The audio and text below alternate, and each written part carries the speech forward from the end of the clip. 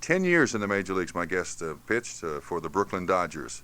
And also, there was a time in his career when he pitched for the Cincinnati Reds back in 1958. And he was 7-7. Was here for the last part of the 1958 season. This gentleman is one of the legitimate superstars of the days gone by in professional baseball. He played with the likes of people that we talk about daily when it comes to bringing up names of great baseball players in the past. People like Jackie Robinson, Duke Snider, Pee Wee Reese, Gil Hodges, Carl Furillo, people of that era. As I said, he is still the only Major League Baseball player to ever win the Rookie of the Year, Cy Young Award, and the most valuable player in his career. He was the first Cy Young Award winner back in 1956. 1949, he won 17 games, lost 8. He was the Rookie of the Year. 50, he won 19 and lost 11. 51, he won 20 and lost 9. 52 through 54 was in the military service for the U.S. Army. 56, 27 and 7. And that's the year he won the Cy Young Award. Presently, our guest is the Director of Community Relations for the Los Angeles Dodgers Baseball Club and the Director of Youth Programs for the National Alliance of Businesses. And he has a special story to tell us. And the answer to our scoreboard stumper is Mr. Don Newcombe. And welcome to the program, sir. Thank you, Bob. It's sure nice to be with you. It is a pleasure to talk to you. Thank you. It really is. There are, on this program, 5 nights a week, we shoot the breeze about great baseball players. This guy, that guy, your name has been brought up. You are one of the people that people talk about. You are remembered for the first Cy Young Award and so on and so forth. You know, you're talking about those awards. You have a little fellow in your club that almost won those 3 awards himself. Seaver? Yeah. You know, you have to be a pitcher in order to do it. You're right. He's the only thing he's missed is MVP. Yeah, he missed it in '69 by a whisker, and I sure would like to have a man like him. You know, him and I walk together. Not bad. 10-year career. In looking at some of your stats, Don, one of the most amazing things is that with the Brooklyn Dodgers, they appeared in 5 World Series, only won 1, and as good a pitcher as you were, and a lifetime record of 149 wins and 90 losses in the regular season, you didn't win a World Series game, and that absolutely astounded me. Well, it's because I couldn't beat the Yankees, Bob. Maybe, nobody could at that time. Well, nobody could, but Johnny Padres did, and some of the other pitchers on the Dodgers did, Pucciarello, but I was a fastball pitcher, and they were a fastball hitting team, and Elson Howard used to tell me during the winter after a series, he said, you know, you were a fastball pitcher, and we knew that you were going to throw us fastballs, and we were ready to hit it, and they did. Yeah, and yet you were also a control pitcher because the year you won the Cy Young Award, you had a very, very low walks per game average, very, very low. Well, the Yankees, for instance, in the World Series knew that I was a fastball pitcher. But when you playing in the series and you're out there throwing rather than pitching, it's a different ball game altogether. The Yankees don't care how hard, or any hitter for that matter, doesn't care how hard you throw the ball. If you throw it in their wheelhouse, they're going to hit it, and that's what I was doing. I was hitting their bats all right. Is that why the career of Don Newcombe only spanned 10 years? The fact that you smoked it from the first day to the last, and you only got so many pitches in your arm? No, I don't. I think it was Bob very, very graphically and very truthfully. The fact that I didn't take care of myself, I just didn't do that, and I'm guilty of that, and I can talk about it now, but I wouldn't talk about it then, nor would I admit it to myself that I wasn't taking care of myself the way I should have been taking care of myself when I was even at the peak of my career. Not taking care of yourself in what way? Physically and also mentally. I was drinking a lot of alcohol, and I became an alcoholic, and I abused alcohol, and I thought I was a wise guy. I thought I knew it all, and thought I could do it all. And I was riding the crest of that wave at the top of that ladder, winning those 27 games and winning those awards and everything, and I thought I was God's gift to baseball. And I got the big hit. I got big-hitted, really, and I thought I was never going to come down off that ladder. But, man, Bob, when I started tumbling down off that ladder, I hit the bottom again, and I hit with a jolt that really woke me up some years later. Yeah, it's interesting when you look at the career of Don Newcombe. 1956, 27-7. 1957, 11-12. In 1958, he's traded from the then Los Angeles, or the now Los Angeles Dodgers, after an 0-6 start for the Dodgers through 11 games. Then it appeared that somebody grabbed you by the neck and shook you, maybe yourself, because in 20 games you were 7-7 for Cincinnati. 59, you were 13-8. And then in 1960, Cincinnati, you were there for 16 games, 4-6, and then finished your career with Cleveland, 2-3 in 20 games, and that was in 1960. Mm-hmm. At what point in your career did the bottle become more important than anything else? I think probably after that '56 season. I know I was drinking when I came here to play with the Reds, and I even got in some trouble with Gabe Paul and Freddie Hutchison one very specific night that stands out in my mind. That was a night we were playing an exhibition game against the Cleveland Indians, and I wasn't supposed to pitch because I thought I was the fourth starter on the ball club, and it was an exhibition game, and it didn't mean anything. So I took my radio, my portable radio, down to the bullpen to listen to Ray Robinson fight Jake LaMotta that night. And I don't know whether the coach or somebody reported to Fred Hutchinson, our manager, but before 35,000 kids, I was told to come into the ball game to pitch. I wasn't even dressed to play. I had a uniform on, but no sweatshirt or anything, and I was being a wise guy again, I guess. And Clyde King, our coach, came down and told me that the manager said for you to warm up, and this was unexpected, of course, and I went into the ball game and I performed, but I didn't perform the way a major league professional baseball player performs. And this was, of course, at Crosley Field, and the bullpen was in such a spot where you couldn't go directly to the dugout, put your clothes on, and warm up. Correct? That's right. I had to, there was no under tunnel or anything underneath. So when I was told by the coach to warm up, I warmed up with what I had on, and but I had been drinking sparkling burgundy all day at my home because I had some friends come from California and relatives of my wife's, and we were sitting down drinking sparkling burgundy all day, and I surely didn't expect to pitch. But see, there again is something that here's a wise guy that thinks he's going to run the ball club, and that was my frame of reference then, I guess. Here I am, I thinking I'm the fourth starter, and I was starting every fourth day on the ball club at that time. Mm-hmm. and here I come to the ballpark full of sparkling burgundy, and thinking that I'm going to set the trend for what the manager wanted to do as far as that exhibition game was concerned. But I got fooled. That was the only time it happened to me to that degree. But and that's one of the things I'm sorry about, because there were 35,000 kids in that stadium that night, because we were playing this exhibition game for the benefit of a Kid Glove game, I imagine. Yeah. And I did not do what I was supposed to do as Major League Baseball player. I'm sorry about that, because I clowned around. Do you suppose Hutch did it to prove a point to you, or? Well, I think he did, and he was right. And after the game was over, he and I had some words, and we went upstairs to talk to Gabe Paul, and I made some bad remarks to Gabe Paul. In fact, I talked to Gabe about it a couple weeks ago in Arizona, and reminded him that I was sorry and I made a mistake, and that surely was something I was not conscious of, and I was sorry, and I apologized to Gabe. Gabe Paul, who used to run the Cincinnati Ball Club, Bob, here in 1960, paid for my wedding. My wife and I, we've been married now 20 years. He paid for my wedding because he in Tampa, during spring training in 1960, he thought that he could do something nice for Don Newcombe, a man that he once offered $500,000 for in 1956, and he showed me a letter to prove it. To Brooklyn. Yeah, from Brooklyn, and Brooklyn would not sell me to the Cincinnati Reds at that time, and that made me feel like I was important. And here, 4 years later, I was sitting up being a wise guy, embarrassing him and embarrassing the Cincinnati Reds organization by doing something that I should not have been doing. Well, again, I say I'm sorry about that, and I told Gabe Paul so. Well, you were in exchange for $500,000 the Reds could have gotten you in 1956. What was the asking price when you got there in 1958?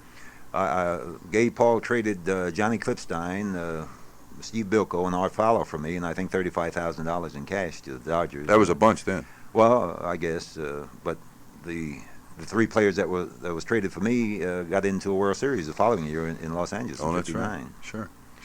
How long did it take you after the 1960 season, excuse me, which was your last? How long did it take you to realize that it was your problem and you had to straighten it out, or you were going to end up some Skid Row bum somewhere, I guess? Well, the story centers around, and my life centers around, from 1960 to 1966 around my wife, Billy. We got married in 1960, and then Billy is a woman, Bob, that doesn't drink or smoke, and she's a God-fearing woman, and she of course couldn't understand what her husband was doing and why he was doing the things he was doing when he drank. She would always tell people, Don is a wonderful man when he doesn't drink, but when he drinks, he's a completely different personality, and I can't live with that personality because I don't know what he's ever going to do. I never know what he's going to do or what he's going to say. We began to have children in 1962, and my first son, Don, he was something I wanted all my life. I never had a son, and I always wanted a son. Well, this very beautiful woman gave me my first son. I have two sons now and a daughter, and that made me proud, But all the time I was drinking, at least most of the time, and she just couldn't understand what I was, what was bothering me.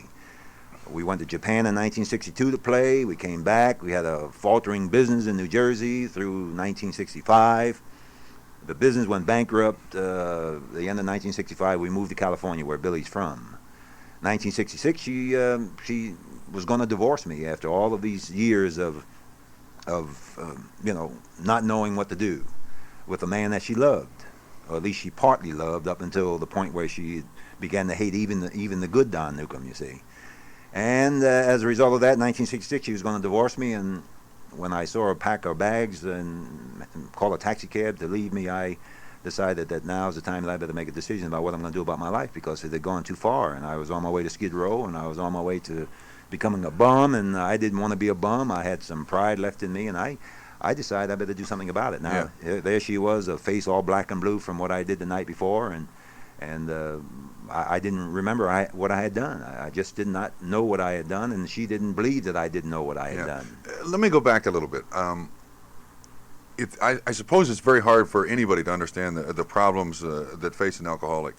But there are going to be a lot of people, and I'm sure there were a lot of people at the time that you made the revelation that you were an alcoholic. There had to be a lot of people that said, "How can this guy drink? I mean, he's a Cy Young Award winner. He's one of the most gifted people in professional baseball. He's much admired by kids, by adults. Everybody wants to shake Don Newcombe's hand." Was it very easy for Don Newcombe to become an alcoholic because of all the pats on the back that you got, and the cocktail parties that you attended, and the thank yous, and so on and so forth? Well, the pats on the backs and all of the idolatry that came about after my ingress into baseball, Bob, with Jackie Robinson and Roy Campanella and those guys back in 1946 with the Dodgers, were all just a culmination of my life as far as what I wanted to be was concerned. But I had been drinking ever since I was a kid. My father and mother gave me beer and stuff like that, like parents are doing with kids today, when I was 8, 9 years old. And drinking was a part of my life. I remember the fights. I remember the arguments in my family between my mother and father and my uncles and aunts and whomever else in my family. It was just a part of our life. And I didn't know any other life. I didn't know that alcohol was even going to affect my life. It was just an integral part of my life, and I just didn't know. So it wasn't from the pressure of playing Major League Baseball and constantly wherever you go, that's Don Newcombe, and always being center stage with the spotlight on. It wasn't something that you turned to as a release. It was something that you brought with you to professional baseball. Well, let me put it this way, and then maybe it'll prove my point. There was no man in my lifetime I've ever met, then or since, that lived under more pressure than Jackie Robinson did. And Jackie Robinson never drank or did ever smoke in his life. So it could not have been the pressures. It should not have been the pressures as far as I was concerned. It was a part of my life, and it's what I was doing. It's what I wanted to do. I wanted to drink. I liked to drink. But here's another man who almost was committed to a mental institution because of the pressure that he had to keep inside him in breaking down a color barrier in baseball and making it nice for baseball players all over this world, even for present-day baseball players. But he never drank. He never needed to drink. And you asked Jackie to have a drink. Jack said, "Man, I don't need that stuff. I got something else to do with my life." And drinking is not a part of it. Smoking cigarettes and using drugs is not a part of it. And he would be very, very, honest with you about it, and argue and fight with you if you wanted to, wanted to persist. Well, now you're an adult now, and you're on this earth to save somebody else from becoming an alcoholic. Why was there not a friend of Don Newcombe's back in the early years of your career to try to straighten you out? Did Jackie Robinson? I'm sure you and Campanella and Robinson were together a great deal, since you were in the era of baseball that is a very unattractive era, but blacks finally got a chance to play professional baseball. Didn't they want to help? Or did they realize your problem? Bob, well-known people at that point in time in the history of our country were just not paying attention to alcohol. There were some people being involved in it because of the obvious statistics that center around a program called Alcoholics Anonymous in this world. But it was not talked about or even thought about, I would suspect, within the confines of the Dodger baseball family at that point in time. And nobody thought of it as being a problem with me because I was being successful. My record that you just read to your listeners obviates that. that I was successful. So why would anybody think that I was an alcoholic? Because my career was such that I was being successful, and just nobody paid attention to it. Pee Wee Reese and I today were laughing about a thing that I did in Japan with, in 1956 after the World Series. We went to Japan on a barnstorming trip. The Dodgers did to play the Japanese team, and I performed, drinking wise on the plane and the hotels and wherever else. I didn't pitch one inning in 1 month in Japan, and I was so mad because they made me go. I said, "You're making me go, but you can't make me pitch." So I decided to stay drunk every day. That was my mentality, you see. And I just made a damn fool of myself. I played professional football. For 10 years I played professional football. Just prior to my career in professional football, an era of football happened that is not very comfortable to talk about, but it was an era of football players they had to clear out a bar. They had to drink all the beer there was on ice. Was there that kind of atmosphere around professional baseball, the fact that you guys traveled trains, you had very long train trips, or you had very long plane rides and you stayed for days in hotels? Was there an era in baseball where everyone gathered at the bar and you stayed there until it was bedtime and then got up the next morning and tried to work off the hangover and go out and play? Not all of us. There were some of us that did, and I was one of them. I surely can't name names, but the fact is there were some on the Dodger Baseball Club, and that's who we're talking about, the Dodgers, who were drinkers and carousers and hellraisers. There were some that, like Roy Campanella and Jackie Robinson, Pee Wee Reese, Gil Hodges, Duke Snyder. Those guys would go to bed and not if they drank. Roy Campanella, for instance, would have a couple beers. He was a very, very stern social drinker. He'd have 2 or 3 beers, maybe one cocktail, and he would go to bed, read the Bible, and go to sleep. But not his roommate, Don Newcombe. Don Newcombe had to go out into a bar or go wherever he wanted to go and drink until he got drunk, and come in the hotel sometimes 2:30, 3 o'clock in the morning. Whether you were pitching the next day or not. I stopped using alcohol for a social lubricant like Roy Campanella, for instance, did. I began to use alcohol as a medicine, Bob, and that was the dividing line. And that's the way it is today with people. Gotcha. Okay, that's how Don Newcombe got to where he is today. We'll carry on with this conversation after this timeout. Welcome back to Sports Talk. This is Bob Trumpy. We'll be here with you until 10 o'clock this evening, so we got plenty of time to talk about the Reds' 9-0 shutout of the Atlanta Braves today. Frank Pastore pitching a complete game for the first time for the Reds on opening day since 1943. And Johnny Vandermeer was the last pitcher to do that.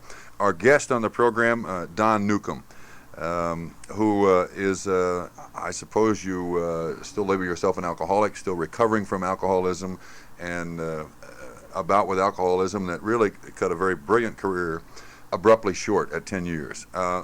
There is a great deal of talk about people getting into the Baseball Hall of Fame nowadays, and there are players, when they get in there, they say, "Gee, I wish I could get my friend in there," and so on and so forth.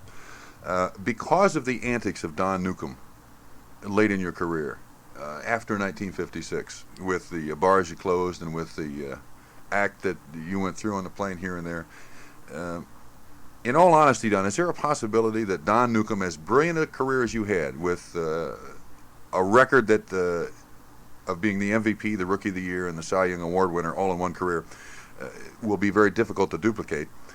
Is it possible that because of all the old-time writers that remember Don Newcombe in the back of the plane or in some bar, that you'll never be in the Hall of Fame?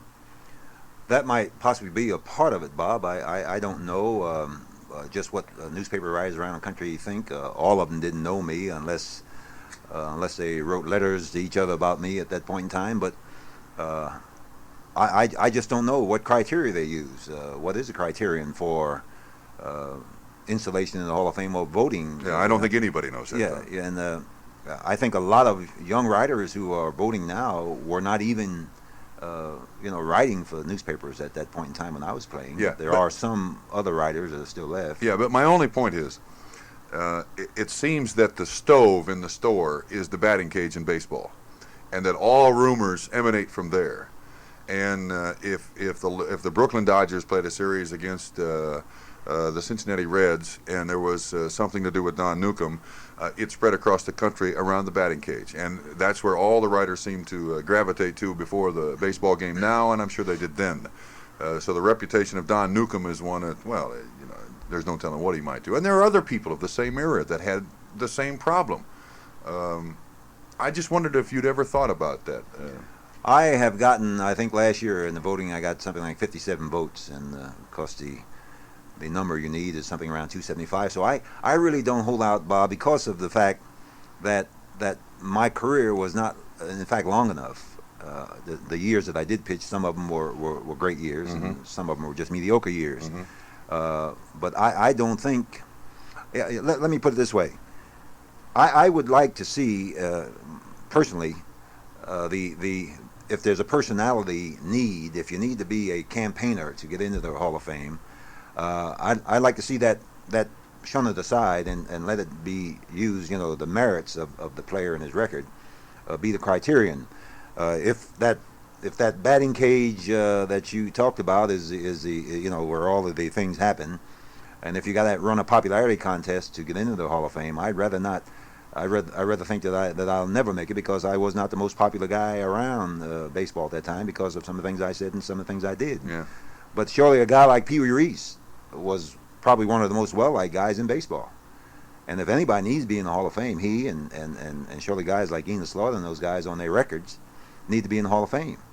If we're talking about personality, what man was more liked by people, all people, including even the advent of black players in the Major League Baseball, but Pee Wee Reese. Yeah, not just then, include now. Including now. He's still a very well-liked man. Sure. Pee Wee and I, together they having fun like we did 25 years ago. Yeah. Well, listen, you got us to 1966 now, through from 1949 through your career to 1966 when your wife is about to walk out. She's just ready to call a cab. The realization of Don Newcombe that you're an alcoholic and you got to get some help. Where did you go? To my wife. I got on my knees, Bob, and gave her a promise, made a promise to her and to God and to my son Don Jr. He was 4 years old at that time. This is something I don't like to talk about, but I tell you on your program. When she was going to leave me that morning, she had the kids around her and the suitcases packed, and she had never seen me. In fact, I didn't have God in my life at that time. I guess if I was not an atheist, I was surely an agnostic. I only asked God for something when I needed something from God, like getting over a sore arm or something. But that morning when she would leave me, I guess maybe God, and he does work in mysterious ways, put his arms around me and said, son, you better do something about your life because you're going to lose the only thing you have left in your life, and you're going to surely become a bum. And that's what you're headed for. I don't know. Maybe this is the way it worked. But I told my wife, Billy, if I promise you on my knees, and I put my hand on the head of my son, Don Jr., and if I swear to you on my knees and to God and to these children that I'll never drink again, will you believe me? And she said, no, under no circumstance, because you don't know anything about God, Don. I know about God, but you don't know anything about God. So anything you say now will only be a subterfuge to keep me here with you in this misery, and I'm not going to stand here and wait for it to happen again. You may stop for a while, but I don't believe what you say because I've lost all faith in you and what you say. I said, well, you got to give me this one more chance. We've had 6 years together, and we have 3 children. You've got to give me this one more chance at least. And she said, okay, go ahead and do it. I want to see you do it. So I got on my knees and put my hands on the head of my son, and I swore to God that I'd never drink again. That meant something to me, Bob, and it still does. And you've never drunk since? Not a drop, no. And you did this all by yourself? You went cold turkey? Yes, I did, and believe me, it was misery. And you didn't go to a hospital? You No. Did you lock yourself in a home? I didn't lock myself in home, no. I stayed home with my wife, and she For how took care long? of me for 2 years. She fed me full of ice cream, pie, cake and candy, and all those things that a drug addict has to have when he's coming down off of this habit that he's been on. How long was it from the time in 1966 that you made the realization and the promise to your wife and kids? Could you walk back in a baseball park? How long? I was always around a baseball park. Yeah, but I mean from 1966, after that, let's face it, you go to the baseball park, everybody says, hey, Don, let's go over and talk over old times and have a beer. How long was it from 1966? When was the next time that you went to a baseball park? Well, I never stopped going. I had confidence in myself. My wife had confidence in me and the things that I did. You see, you've got to understand what it meant to me on my knees. Here's Don Newcombe, this great baseball player, on his knees, swearing that he'll never drink again with his hand on the head of his son. You know what that means to me, Bob, and it still means to me 14 years later. It means to me that if I ever drank alcohol again, it would put a curse on my son. This is what it means to me. This is my thinking. I don't know what it might mean to some of the listeners or some of the people that hear about it, but I know what it means to Don Newcombe, and that's the important thing, what it means to me and what it means to my family. Because, I had lost the love of my son, for instance. My son Don was 4 years old at the time. He used to run and hide under the bed every time I came into the house. He was so afraid of what this big 6'4" father of his was going to do. He was just like a little animal. He was so afraid. And now at 18 years old, Bob, I got the love of my son back again. You know, at 18 years old, he puts his arms around me when I have to go on the road, and I'm away from him for a while. He shakes my hand and says, "Daddy, don't worry about everything. I'll take care of things until you get back." Yeah. Do you still have the temptation? No. Not at all? No. Have you ever had to remind yourself I've of gotten it out of my mind. Totally. I've gotten it out of my mind. I get therapy by talking, you know, on programs like yours and going around the country representing the federal government, talking, and the reason I'm here representing the Alcoholism Council of Cincinnati. What I do is get therapy and talking to people and seeing other people going through the same thing that I've gone through. Maybe I wasn't as far gone as some of the people that I've come in contact with. I would bet that's a good bet. But I was not as far gone as some of the people that I've come in contact with around this country, because of the way I recovered, or I'm still recovering, Mm-hmm. and the way I did it. But it doesn't matter to me how I did it, as long as I did it, because one thing it has done is made my sons and my daughter, and it surely has made my wife Billy very happy. You see, she's not afraid of me anymore. She's not afraid of these hands blacking and bluing her face anymore. Our financial situation, for instance, in 1966, I was bankrupt. I had no money, no job, and here again, this big famous baseball player had nothing. I had pawned my World Series ring. I had pawned the diamond wristwatch that Sammy Davis Jr.'s uncle gave me to drink and bet the racehorses. That's where I was at that time. Now, in the last 7 or 8 years, my whole financial picture's changed. I don't gamble anymore. I don't drink anymore. And I'm financially secure. My family is financially secure, and they're proud and they're happy of me. Now that's got to be something significant in a person's life. Wait a minute, we got to back up. You pawned your World Series ring? Yes, I got the ring on my finger, and this ring was in the pawn shop for 2 years. I got $650 for it to go to a racetrack one day and gamble. How much do you have to buy it back for? The Dodgers got it back for me. I couldn't afford it. I lost the money at the racetrack.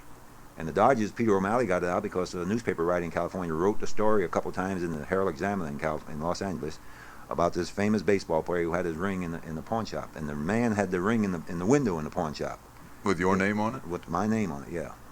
And he was trying to get his money back. He couldn't sell this ring because my name was all over it. He could dismantle it and take the diamonds out and whatnot, but he didn't want to do that. He wanted his money, and he wanted me to have my ring. Peter O'Malley went down and got my ring and my watch out of that pawn shop and put it in his vault.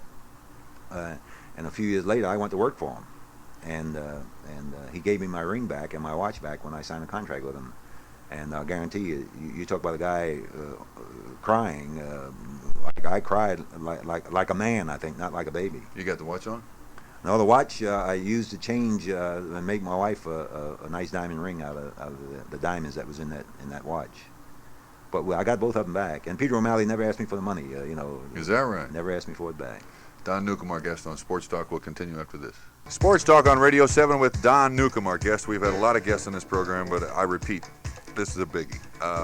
Don, you are now lecturing around Major League Baseball as to the problems of alcoholism.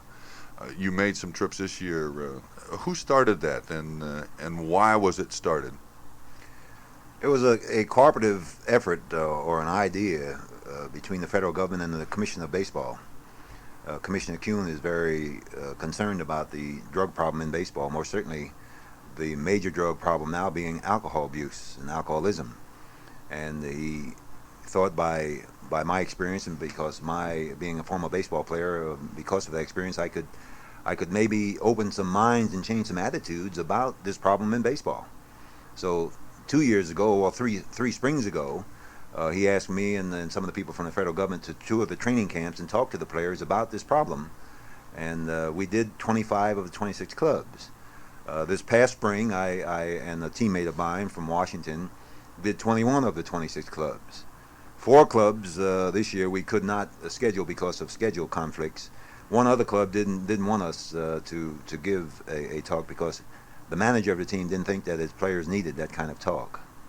And what we do is... I'll bet I can guess what team that was, and I won't say what it was. You can if you want to. I'm not going to say it, though. I'll bet it was the Oakland Athletics. Well, it was. You're right. Why would you say that? Because Billy Martin's in the same problem you had. Oh, I didn't know that. I'm glad. Isn't that amazing? Yeah. I'm glad I don't. How'd you know that? I wonder. Because I suppose we can make him 6'4" and 220, and put him back 20 years ago, and it's Don Newcombe. Okay. Well, you said it. I didn't. Okay, Because well, he's got to come to that realization. Everybody has to. Everybody. I bet you in your viewing audience, in your viewing audience, in your listening audience, Bob, there are a lot of people listening to this program tonight, and they're sitting there in the privacy of their thinking, and they're thinking very seriously about the problem that's in their lives. I don't care whether it's a wife who has a drinking husband, or conversely, a husband that has a drinking wife, a son or a daughter, uncle, aunt, grandmother, grandfather, whomever. There is this problem in their lives somewhere, or it has been in the past. Alcohol. Yeah, but you're different. You're an athlete. Well, yeah. You're different. Okay. You're affluent. You've got a $650 ring on your pinky finger. You've also got a diamond wristwatch. How can you be an alcoholic? That's what a lot of people say. You got everything going for you in life.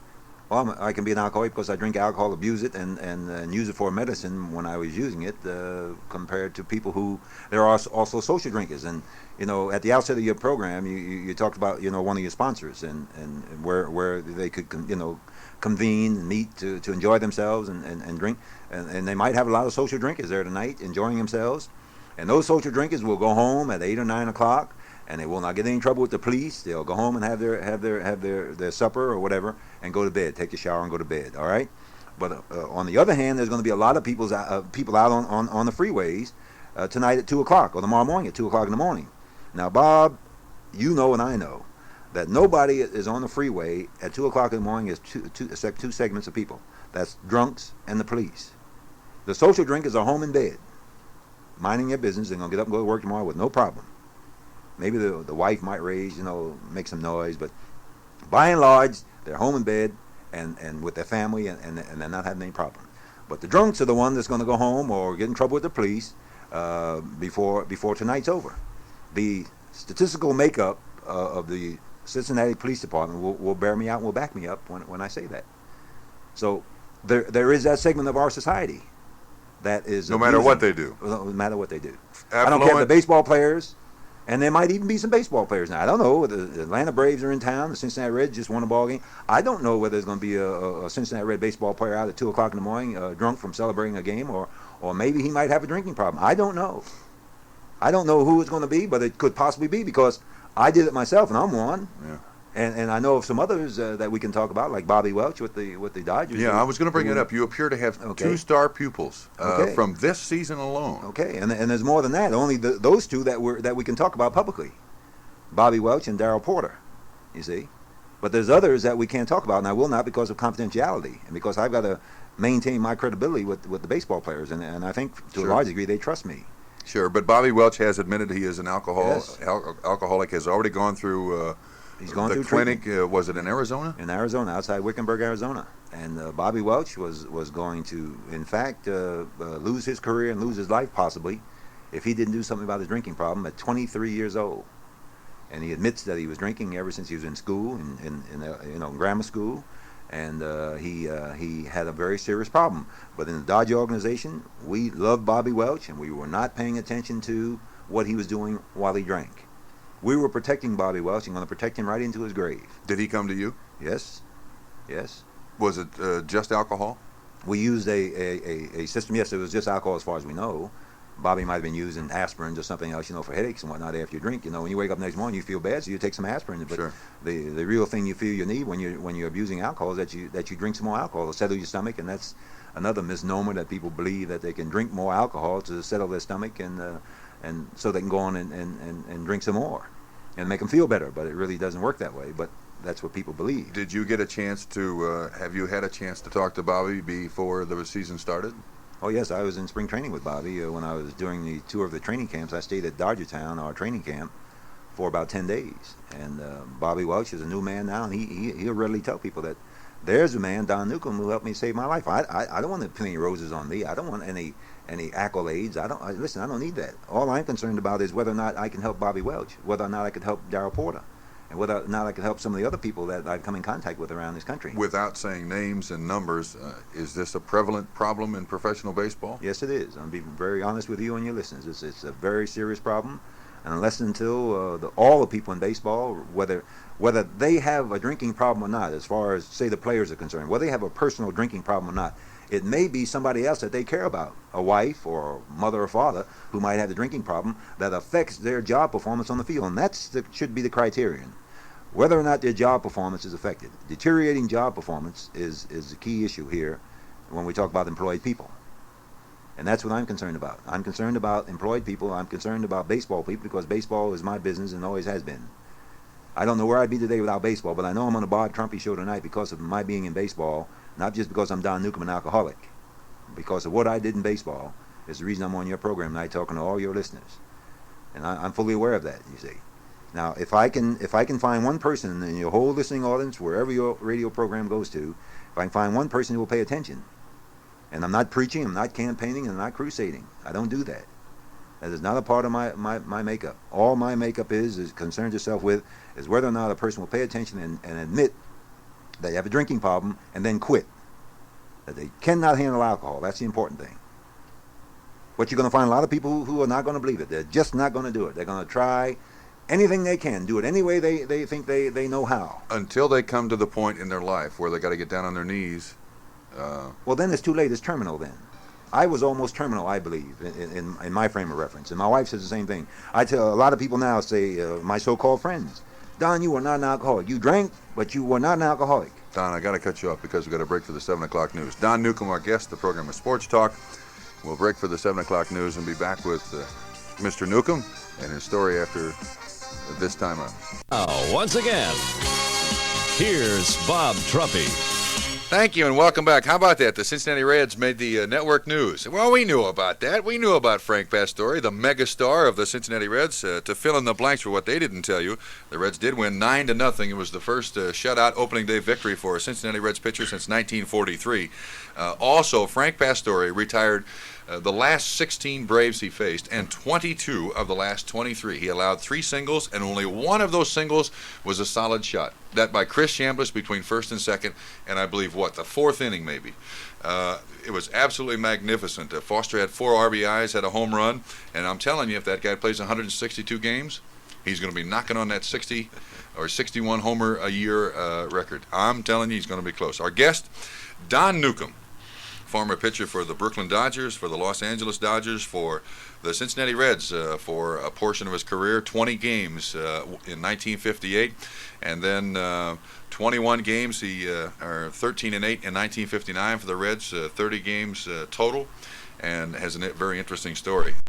We will take calls for Don Newcombe in a little bit of time, but there are some other things that we want to talk about. We won't bore you with this, but I do think this is a rather interesting story.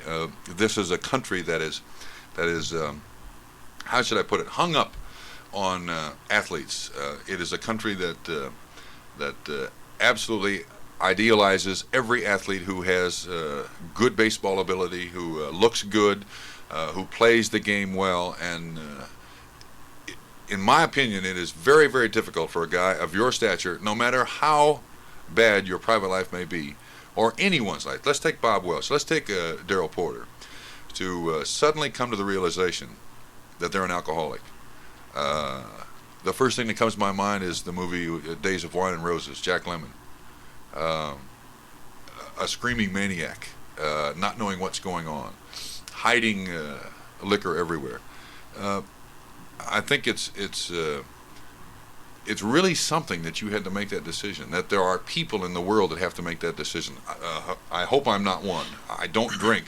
I am strictly a social drinker. You sure can't be an alcoholic, Bob, if you don't drink. I don't like to drink. I don't like the taste of liquor. But you talked about Bobby Welch and the realization that he was an alcoholic and that he had to help himself, and he has recovered. Presently, there is a young man who was a very, very gifted athlete with the Kansas City Royals, their catcher, and he astonished everyone in this country by saying that he had some personal medical problems, and it was reported out of Kansas City that those problems were alcoholism, and he is at present being treated. Is it in the same place, Arizona? I don't know where he is, where Darrell is, Bob, to tell you the truth. I do know he's in a treatment center somewhere. And if I did know, I couldn't tell you on the yeah. Well, I don't really want to know, but yeah. I just wonder if it was the same place that Bobby Welch was. Did he come to you? We talked, yes. We talked in Fort Myers, Florida, when I visited the Kansas City training camp. and we talked about his problem, and he needed some help. He needed some help very badly, and he didn't know just what to do about his life because he was so wrapped up in the use of drugs. In fact, he was using some other exotic drugs along with alcohol, and he was in pretty bad shape. But I guarantee you that this man is going to come back like Bobby Welch is doing, and at least he'll be free of drug use, Bob. This is the important thing. Yeah, you're talking about the social drugs that we hear a great deal about today. Things like the street drugs, like marijuana, like things of that nature, pills, uppers, downers, so on and so forth. Quaaludes, and cocaine has become very big in professional sports now, in professional life. For those people who can afford it, it's a very exotic drug. And I wouldn't doubt that there's many baseball players and football players and whomever else using it to a large degree. We talked before we went on the air, Don. Is there any effort being made to reach some of the professional football players? I don't think this is just exclusive to professional baseball players. Well, simply because I'm a baseball player, and this is where we feel the need is right now. But our plans are, when I say I'm talking about Pete Rozelle, the Commissioner of Football, to expand our efforts into the area of football and golf and also basketball. Those four major sports in this country, and we've talked to the commissioners of each one of those respective sports.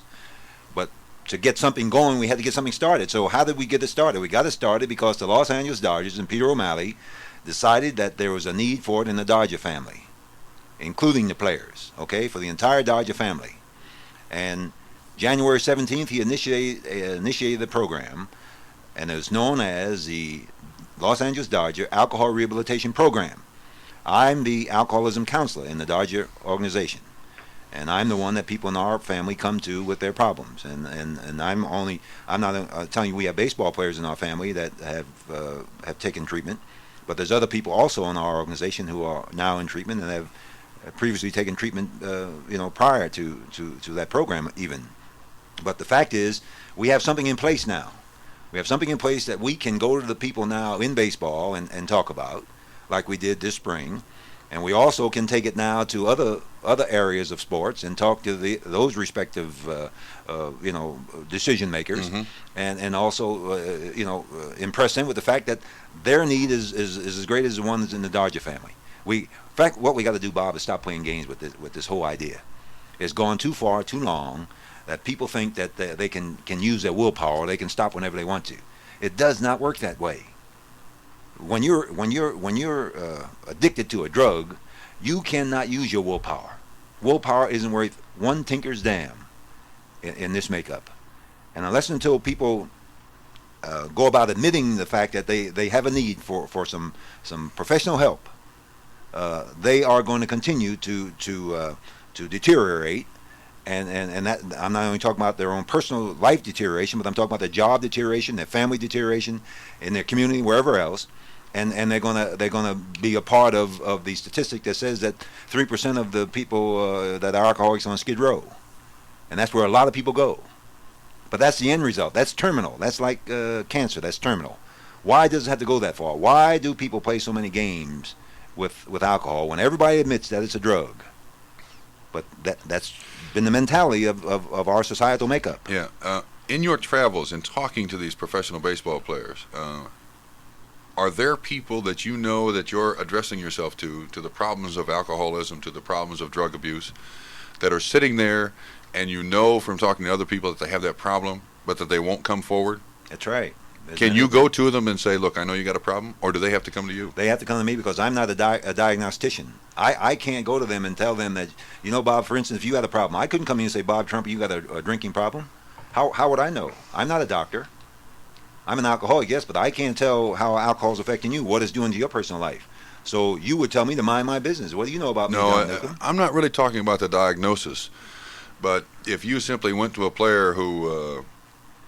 and there are some that I can think of that come to mind right off the top of my head. All right, so you know them. You know some. And if you went to that player and you said, you know what, son? I had talent just like you do. And I'm doing this. I did the same things that you're doing now. You ought to think about that. Yeah, but I wouldn't know he would that be player. your enemy. Oh, I see. see. I wouldn't know that player. I wouldn't know anything about him. Unless somebody tells me about it. Unless somebody has some documentation. Like I documented Bobby Welch's case, okay? I was documenting Bobby Welch. In fact, I was tracking Bobby Welch, Bob. That's how far I went with Bobby Welch. Bobby Welch didn't know it, but Peter O'Malley and I knew it. And I tracked him and documented the things that I heard around the dugout in the clubhouse. I was not a spy. I was not an informer. I was concerned about Bobby Welch. That's all I was concerned about. But it took me 3 years to get it to open up to a person named Peter O'Malley, who would finally decide that something needed to be done about this young man, or else he was in fact going to die.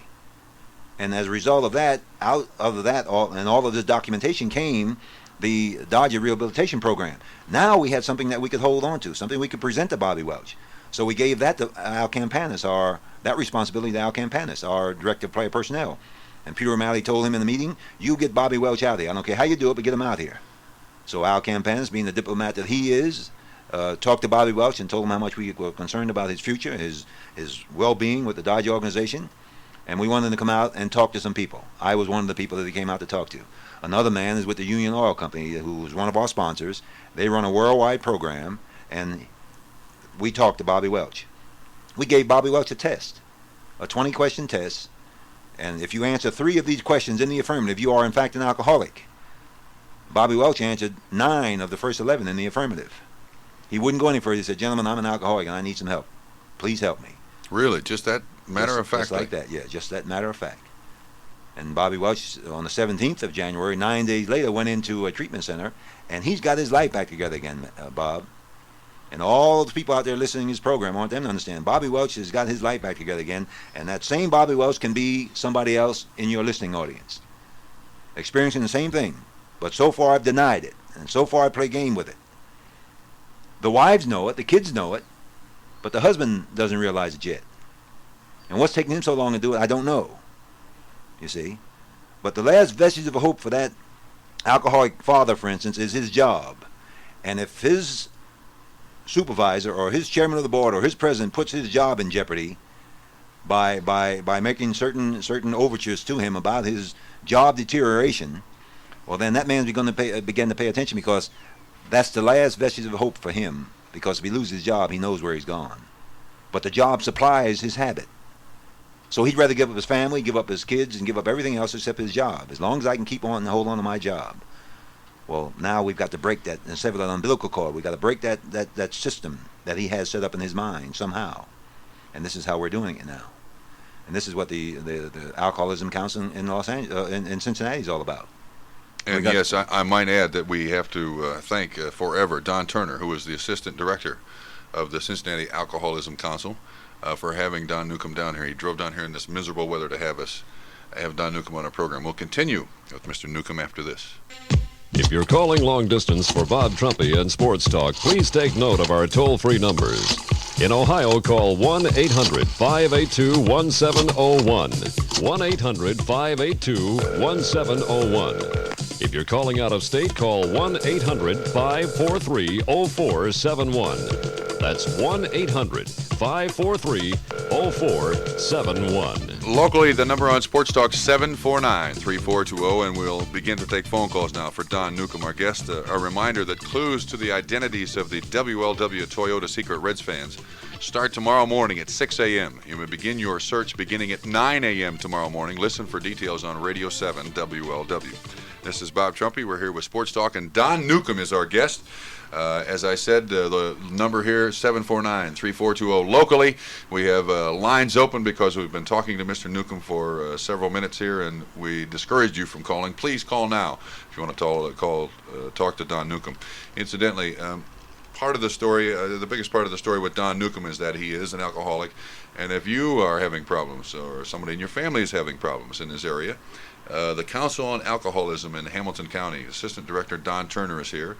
They're on William Howard Taft Road, and their telephone number is 281-7880 if you have some problems. And believe me, if a guy of the stature of Don Newcombe can admit his problems, you certainly can too, or if you have a loved one. Let's go to the phones. Hopefully you'll be able to hear here, Don. You see that little speaker right there? You should be able to hear there, okay?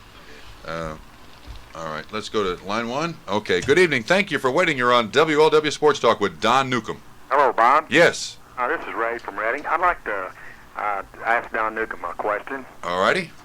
Don, Yes. First of all, I admire you for the stand you've taken, and it's really, really great that a former athlete would do this. But I wanted to ask you my last memory. I saw you pitch a lot of games when you were with Brooklyn. I used to go down to Crosby Field, and one game I recall, and I hate this lasting little memory, they had the game on TV. That's why I was watching a TV game, and I believe Johnny Temple made an error behind you, and you were taken out of the game. And as you left, they gave a close-up. You kicked that little wire gate as leading from the field. And at that time, I just thought you were angry, from being taken out of the game. Were you, at that time, involved with alcohol, as you were stating earlier? Oh, I was drinking then, more than likely, but I don't know whether I kicked that gate or whether my reaction was. It surely wasn't because of Johnny Temple making an error. Johnny Temple made probably a lot of errors, but he also saved a lot of games for pitchers that he played behind. And Johnny Temple was, in my opinion, a great second baseman, probably the greatest in the history of the Cincinnati Reds, in my opinion. I realize that, and I know that Johnny Temple's a good second baseman.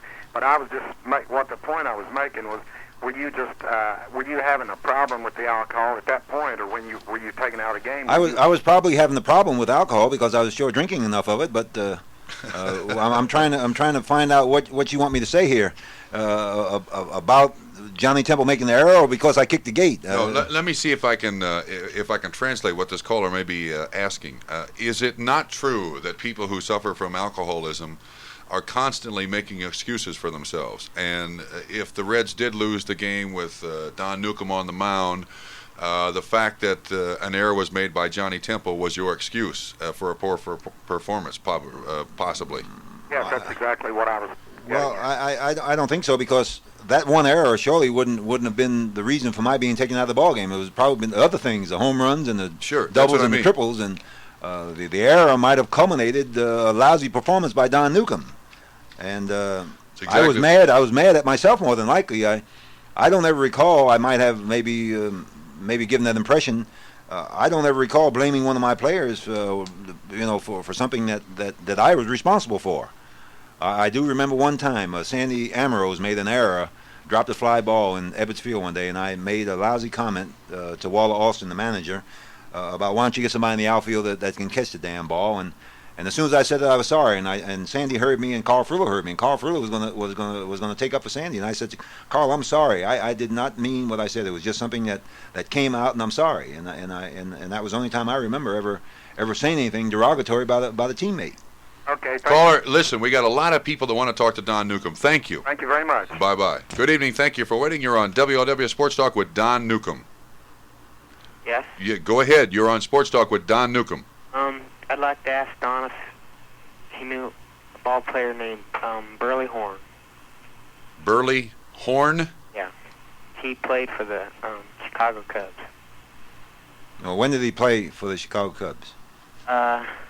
1927 to 1935 or something like that. Well, that's a little before my time. Why do you bring up his name? Well, I met him today. Where'd you meet him? I deliver newspapers where I live, and I went into his house and he was watching the Reds game, and showed me his picture and talked to him for a while. No, I can't say that I do. Honestly, I don't remember him. Thanks for your phone call. We got to move on. Bye-bye. Good evening. Thank you for waiting. You're on WLW Sports Talk with Don Newcombe. Yes, Bob, I'd like to compliment Don on a wonderful thing I believe he's involved in here and doing. Like a lot of things you say are true. My example is my father. He is a great baseball fan. He had season tickets for Reds for 27 years, and he could tell you things about Don's career and a lot of players on down through the years and on up. What I'm getting at is he eventually became an alcoholic, and a thing I'd like to point out is a lot of people, like you say, they won't admit that they have a problem with alcohol. it's very hard for a person to get cured for it, and a person doesn't realize how bad a sickness it is until somebody in their own family actually, has this sort of problem. When you say, Don, that's kind of gives a person more of an idea of how bad the situation is. That's a fine analysis, and yes, very, very, very nicely put. And I appreciate your comment. Yeah, I read some articles, when you first started in this program, and I thought to myself, boy, if I could have just, had a chance to maybe had a ball player, somebody, Dad, he admired, he loved baseball was his life, and well, he's had a stroke since then and stuff, but what I'm saying is, we tried everything to help him, and everything. And what I'd like to point out is a lot of people, they make fun of alcoholics. They don't want them around. But the thing is, people that do not have this problem don't realize that alcoholism is one of the worst diseases that we have in this country today. And it's going down from your upper ages clear down to your Lord knows how lowest. I'll say amen to that. Thank you very much for your comments. Okay, bye. Thanks for your phone call. Bye. Good evening. Thank you for waiting. You're on Radio 7 Sports Talk with Don Newcombe. You're on Sports Talk with Don Newcombe. Go ahead. Hello, Rob. Yes. Speak up, please, into the phone. I said, hello, Rob. How are you? Oh. Listen, I'm an old timer, see. I've saw them years back. They go to stories, go to saloons all night long. I was going to ask him if he ever heard about Hal Chase. Used to be first baseman for the Reds. Hal Chase. Does the name Hal Chase? 1914. 1914. Don Newcombe is not that old, my friend. He didn't start playing until 1940, what was it, 9? 49 was my first year with the Dodgers, yeah. Oh, I know he ain't, see. But he used to go out on drunks all the time, and that's the reason he got fired in New York, where he used to play with the Giants. Well, listen, I want to tell you something, my friend. Some of the most famous names of baseball in years gone by could include themselves in the same problem that Don Newcombe had to fight. Oh, that's what Some of the most famous, maybe the most famous. That's what I'm trying to tell you. Yeah. And about 1924, I met him at Agri-Pirata over in Mexico, Kevin Moore. Well, that happens all the time. Thanks for your phone call. Okay. Bye-bye. Good evening. Thank you for waiting. You're on WLW Sports Talk with Don Newcombe. Yeah, Bob, evening. How are you tonight? Fine, thank you. Yeah, I got a little trivia question for Don. When he first arrived in Cincinnati as a Cincinnati player, does he recall what he went to, his first thing as a Cincinnati Reds player he did? The first thing I did as a Cincinnati Red player? Yes. No, I don't believe I do. If I'm not remember right here, you came into Cincinnati, we were playing a night game, and I believe they put you in as a pinch hitter that night. Well, you're saying it. I don't remember it. Your first time in a Reds uniform, you were a pinch hitter. That's not really that surprising, because in 1958, he had 361 as a pinch hitter. 1959, he had 305 as a pinch hitter. Not bad at all. Oh, he was a fairly nice hitter there, and that's why they used him. It was a night game, and he came into Cincinnati that day, got his uniform on, and that's the first thing he did. Was a pinch hitter. Interesting. You know, I came to Cincinnati with a sore arm, and Wayne Anderson, the trainer at that time, got my arm over the soreness that I had. You had my record there of 1958. What is it? 1958 for the the Los total. Angeles Dodgers. Total, you were 7-13. 7-13. Because I 0-6 with 0-6, L.A. and 7-7 with the Reds. Right. Okay. 7-13, 1959, 13-8. Just 167 and 2/3 innings in 58, 222 in 59, exclusively for Cincinnati. Right. Okay. That's interesting that you bring that up. That's Yeah, rather just amazing. out in my mind there, because it's not too many of them can hit the way Don did at that time. True. Thanks for your phone call. Please? Thanks for your phone call. Yeah. Bye-bye. Bye now. Thank you for waiting. You're on Radio 7 Sports Talk with Don Newcombe. Hi, Bob. Hi. Yeah, this is Rex from Noblesville, Indiana. Hi, Rex. How are you? Hi, and I'd like to ask Don who he thinks the winners of the 4 divisions are going to be. The winners of the 4 divisions. Uh-huh. Well, I know. Where do you want me to start? It didn't matter. National League West. The Dodgers. No, you're in Cincinnati now. Well, I'm a Dodger. I work for the Dodgers. What do you want me to do? Lose my job, Bob? No. I gotta say the Dodgers, and of course the Cincinnati's gonna have something to say about that. Like they're gonna have something to say about whatever happens in the league, because Cincinnati's got a great ball club. Yes, they do. And you talk about George Foster, but man, how about these other guys that on this ball club? Dan Dreesen and Johnny Bench. They appear to be a very hungry baseball team. They don't have Junior Kennedy. That's one of the most amazing stories that you'll ever find in sport. 10 years in the minor leagues, 2 years sitting behind Joe Morgan, and in the day that he's been waiting for, and I talked to him before the game, and he was sitting in the dugout, and if you'd have stood right in front of Junior Kennedy, you'd have had to punch him in the mouth for him to recognize you. I mean, he was a million miles from here. Okay. Getting his mind right. A thought occurs to me, too, and I talk about Johnny Temple. I forgot about Joe Morgan. I said the greatest second baseman in the Cincinnati Reds history, but I don't want the Joe Morgan fans to start calling me now and saying I forgot about Joe. I haven't forgotten about Joe. How about the National League East? National League East, Pittsburgh. The family. Right. American League East. American League East, New York Yankees. Really? Yeah. I would be very surprised if they won. Very surprised. American League West. American League West. California Angels. California. You'd be surprised if Yankees won? Yes. Would you? Yeah. I'm picking Milwaukee. You're picking Milwaukee? Yeah. Well, they got a good ball club. I don't think they're going to win the World's Championship, but I think they're going to be there this year.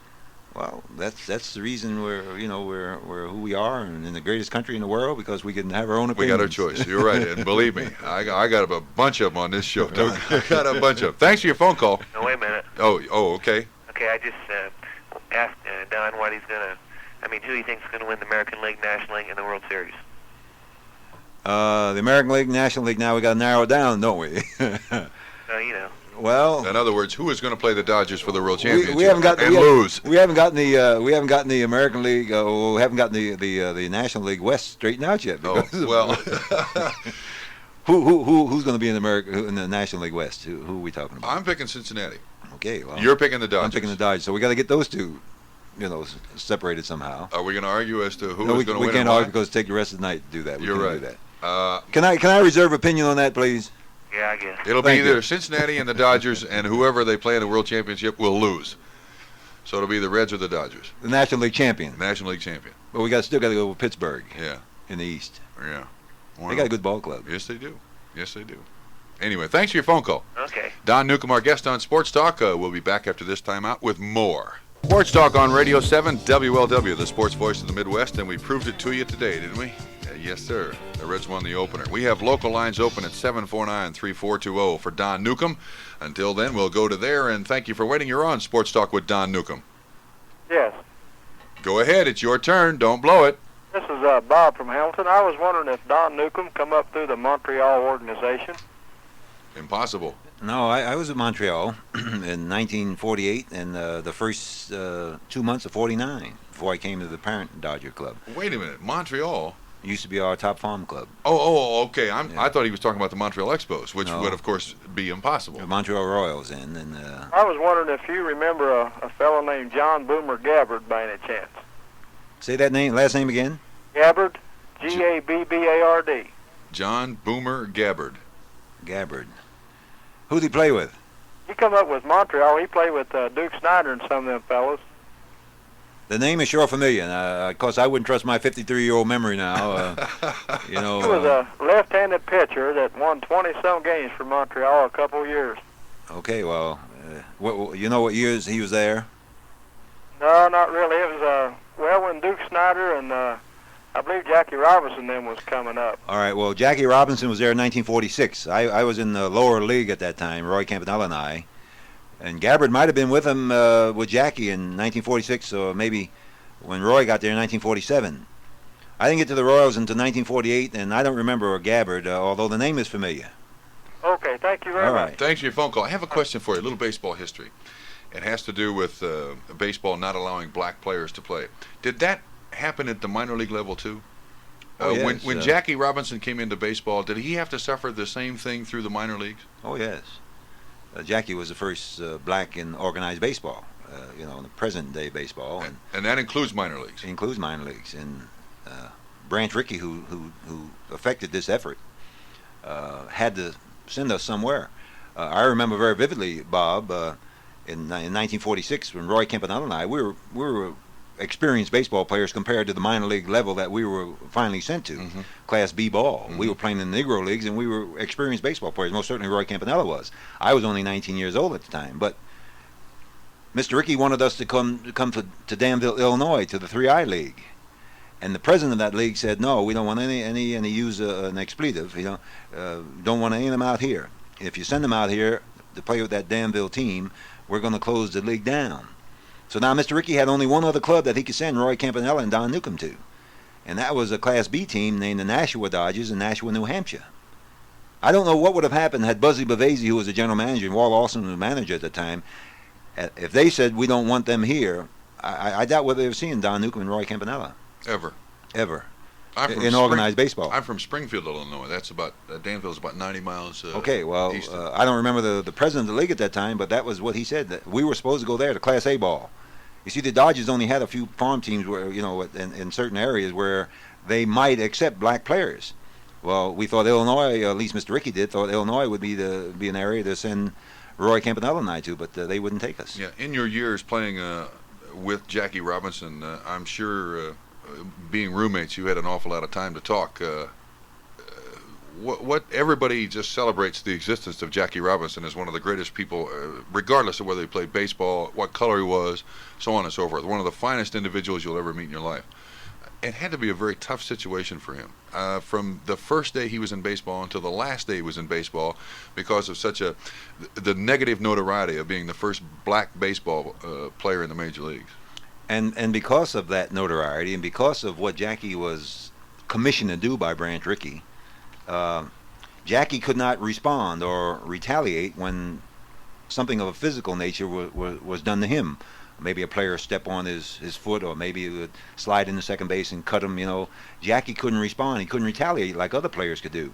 And Mr. Rickey told him, if you don't take all this and not respond or react, I'm going to have to, cancel all your contracts, and you might never see a black man in organized baseball.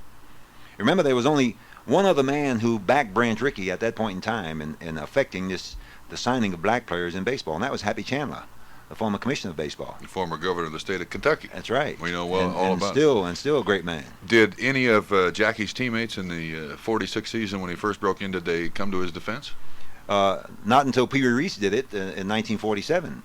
Pee Wee Reese, there's a classic picture, at least it was talked about as a classic, where Pee Wee Reese, at the break in the ball game one day, something was going on, an argument or something. Pee Wee walked up and put his arm around Jackie Robinson at second base, and they stood there and talked to one another.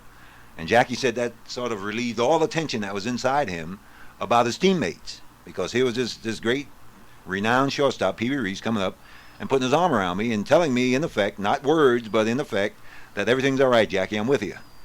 And there's some other guys on the team with you too, so come on and do your job that we know you can do. And there were some players on the team at that point in time who didn't want to be around Jackie, didn't want to play with him. But when Jackie helped to get the Dodgers in the World Series in 1947, the green seemed to change, or at least the black seemed to change to green. You see what I'm talking about? Or the color of diamonds. The color of diamonds, yes. The color of money you're talking about. Right. Were there obvious attempts to end the career of Jackie Robinson almost before it started? Oh, the threats were very, very evident, yes. I remember very, very vividly here in Cincinnati. From people in Cincinnati. Tell me about it. Jackie got a letter one day. This was 1949 or 50. I think it was 49. We were staying at the Netherland Plaza Hotel here, and Jackie had gotten a letter from some crank saying that if you 3 black so-and-sos come to that baseball stadium, they were going to kill all of you. And we had Secret Service agents, FBI agents, go with us to the baseball stadium. Roy Campanella, myself, and Jackie had an FBI agent on each side of us when we came onto the field. And I had to pitch that day, and Jackie showed me the letter when I got on the bus. He said, "What are you going to do, big fella? Are you going to go out to the stadium?" I said, "Are you going?" And he said, "Yes, I'm going." I said, "Roy, are you going?" He said, "Yes, I'm going." I said, "Well, I'm going too. We all might as well die together. We're here together, so might as well die." And we got to the stadium, and we had great days that day. And we had, I pitched a shutout, and Roy Campanella hit 2 home runs, and Jackie went 3 for 4 in that game. And Cincinnati management issued a public statement that I wish whoever wrote that letter would leave these guys alone. Did it happen in other stadiums? Or what? Yes, it happened. Jackie got a lot of very hate mail, and it was a a changing process, Bob, in our societal makeup. It was something that had to take place. If it didn't happen in 1946 and 47, 48, 49, it was surely going to happen in 51, 52, 53. It was going to happen sometime. Yeah. You just couldn't keep great baseball players like Jackie Robinson, Roy Campanella, and the Willie Mazes, and the Henry Irons, and the Roberto Clementes, and the Joe Morgans. You couldn't keep them out of baseball and still live in the United States and still say that this is the greatest country in the world, free for all people. And yet, when you talk about Jackie Robinson, the thing that comes to mind first is the first black man to play Major League Baseball. And that really is unfortunate because his statistics are worth talking about. The fact that he was the first black player to play baseball in the major leagues is not worth talking about, unfortunately. But eventually we'll learn. Back to the phones we go with Don Newcombe, our guest on Sports Talk. Thank you for waiting. It's your turn. Hello, Bob. Yes. Don, I'd like to know how long it took you before you realized you had an alcohol problem. It was really my wife, Billy, who affected this change in my thinking, because I was always a big bullheaded guy who thought I knew it all and thought I could drink and it would never affect me. I never really thought of alcohol as being something that could do to a person what it was doing to me, and I didn't know it. My wife had to initiate the action, divorce and whatnot, and taking the kids with her and all these things, and the black and blue eyes and face and lips and all these things. She had to initiate the action to make me change my thinking about drinking. Did this affect your kids in any way? Oh, yes, it did. My oldest son, Don, I just got his love back, as I told your listeners earlier, Bob, that my son was so afraid of me that he used to run and hide under the bed when he was 4 years old. And it took me a lot of years to change his thinking about his dad because he was so afraid of what I might do. You know, you're 53 years old now, Don, as you admitted earlier. You spent 10 years in professional baseball. You appeared in 5 World Series. You pitched. You won the Cy Young Award. You were the Rookie of the Year. You're the most valuable player.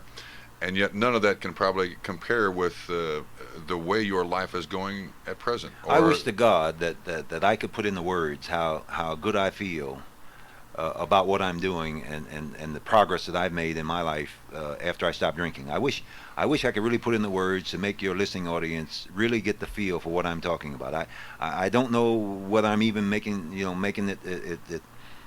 I don't want to be melodramatic. I don't want to appear like I'm some saint or something that has finally gotten his life together and he's now going around saving people's lives. I would like to have your listening audience believe that here is a person who is very sincere about his life, the lower depths of my life that I've gotten to, and now where I am now, and all the things that happen in between.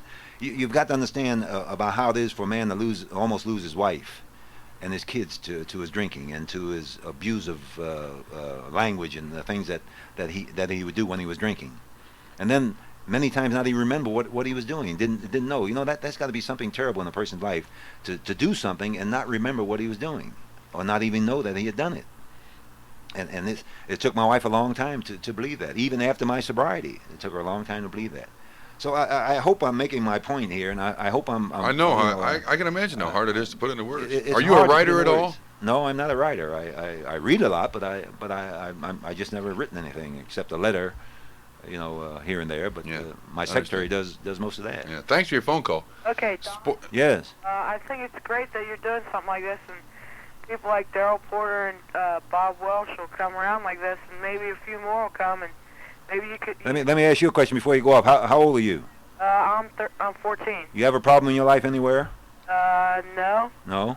How about some of your friends that you associate yourself with? No. As far as I know. Well, I'm finding a lot around the country. I've been to 47 of the 50 states in this country talking to young people in school, and I'm finding a big problem with alcohol abuse with our teenagers. And you sound like a teenager, and I wanted to ask you a question about your feeling and whether or not you have a problem in your life and if there's anything you need to do about it. Okay, well, thanks. You're welcome, Thanks son. for your phone call. Okay. Don Newcombe on Sports Talk. We'll continue after this. Don Newcombe, our guest on Sports Talk. Thank you for waiting. It's your turn. Yeah. Go ahead. Yeah, one thing for you and then one thing for Mr. Newcombe. Mr. Newcombe first, please. Okay, Mr. Newcombe first. I've been listening to your what you've been saying, and I want to back you up on one point. Some people may think you're being melodramatic when you're saying that it could kill people. I have a relative, I'm not going to go into details, who was in the same situation you were, and alcohol literally killed the man, destroyed his family. Okay, he's dead, right? He is dead, yes, sir. Okay. Well, those are the things we're talking about. My wife and my 3 kids, Bob, were almost killed 6 years ago by a 17-year-old drunk driver. You see how it continually affects people's lives? My wife still suffers from a bad neck and a bad shoulder from that terrible rear-end collision. And it's amazing that what happened to you. Yeah, speed on the jam at 60 miles an hour, and he was bombed. 17-year-old boy, and you keep talking these things, you keep saying these things, you keep trying to impress people with these things, and a lot of people are just not paying attention.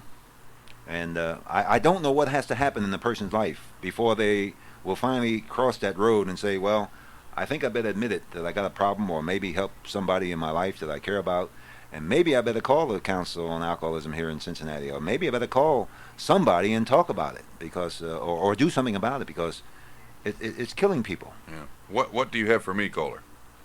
Yes, I called you yesterday about getting me out of work.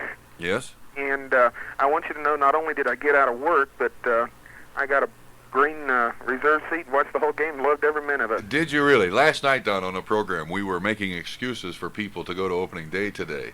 And who was your boss? Remind me. The very first one. The very first one? Yeah, the one that caused the yeah, Dr. Chitkara was your boss. Right. He is a great person. Really is. Nice hearing from you. Surely. Bye-bye. Bye-bye. Don Newcombe mentioned the fact that if anybody wants to get a hold of the Council on Alcoholism in Cincinnati, may I suggest that you call Don Turner, who is the assistant director, and the phone number is 281-7880. And when you do that, hopefully you'll be on the right road to recovery. What line? Okay. Good evening. Thank you for waiting. You're on WLW Sports Talk with Don Newcombe. Bob, this is Bill G. I'd like to talk to Big Nuke, number 36, please. Go ahead. Don, whatever happened to number 41, Clem Labine? Clem Labine is in Providence, Rhode Island, and he's in the insurance business or in the real estate business and doing very well for himself. And then I got another question, Bob, Don, on who do you consider the best third baseman, Billy Cox or Brooks Robinson? I mean, you played with Cox. I played with Cox, and I'll tell you, he made some of the greatest plays I've ever seen anybody make. Of course, then you got Brooks Robinson, and I wouldn't know how to separate those two because of the things that they've done for their respective ball clubs. I just got one more thing, Big Nuke. Josh Gibson, didn't alcohol kill him? Yes, it was a very important part of Josh's death. Yes. When he found out Campanella was coming up before him, is that what really killed him? Oh no, Josh died, and he had a problem long before Mr. Rickey even thought of signing black players into baseball. Okay, Bill, thanks for your phone call. Bye-bye. Good evening. Thank you for waiting. You're on WLW Sports Talk with Don Newcombe. Yes, I'd like to ask Mr. Newcombe a question. Go right ahead. Okay. Do you feel that the trainers or coaches contribute in any way to the drug problems that the athletes have today? I wouldn't be a bit surprised that maybe some of the doctors, the club doctors, and some of the trainers issue certain drugs during the players being at the stadium for pain and whatever else. And then if that player has a drinking problem, for instance, he goes out and gets drunk at night, the effects of that other drug hasn't worn off yet. I know that because of my own case. I used to take a lot of painkillers sometimes for pain in my arm, and I wanted to pitch, so the trainer would give me something to kill the pain. Then I'd go out and drink that night, and the effects of that drug for the pain hadn't worn off yet. And I wouldn't be a bit surprised if that isn't going on right now, and that's something we're taking a very close look at. You know, there's another thing, too. Having been a professional athlete, maybe this is not common knowledge to a lot of people who watch athletes, but professional athletes are very vain people. And if at the age of 24 you could catch touchdowns or hit home runs, and at the age of 28 you can't, you're looking for something to give you that home run stroke or that ability to catch touchdown passes, and it doesn't come from work.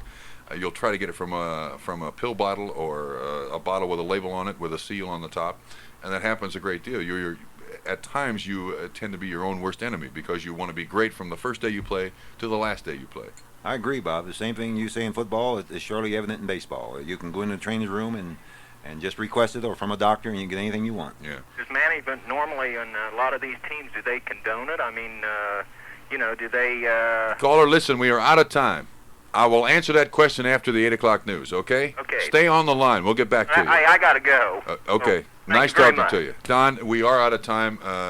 Once again, Don Turner, thank you very much for bringing Don Newcombe down here for us. It's been a pleasure to talk to you, sir. Anytime you are back in this area, please come by. Thank you, Bob, very much. This has been 2 hours that I have personally enjoyed. Thank you. Don Newcombe will be back after the 8 o'clock news with more sports talk, so please stay tuned.